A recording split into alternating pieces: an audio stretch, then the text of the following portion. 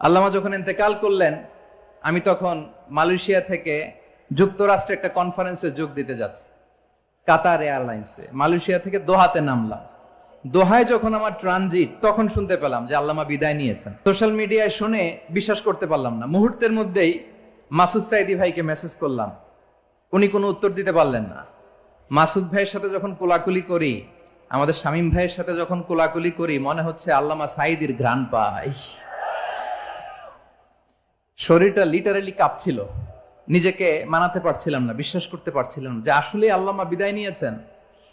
In the mean time আমার second flight দোহা two new York, 12 ঘন্টার ফ্লাইটে উঠলাম, ইন্টারনেট থেকে বিচ্ছিন্ন হলাম। নামার পরে শুনলাম আল্লাহু আকবার, যেখানে ওনাকে কবরস্থ করার কথা ছিল সেখানেও কবর দিতে দেয়া হয় নাই।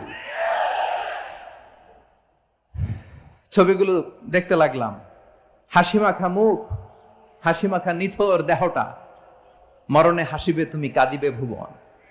From east to west, from north to south, the entire globe, গোটা বিশ্ব ওনার জন্য কেঁদেছে, গোটা বিশ্ব কেঁদেছে। কাবার গিলাফ ধরে ধরে মানুষ চিৎকার করেছে।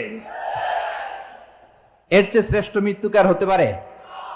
আমাদের আল্লামার আর কি পাওয়ার ছিল বলেন? আর কি পাওয়ার ছিল?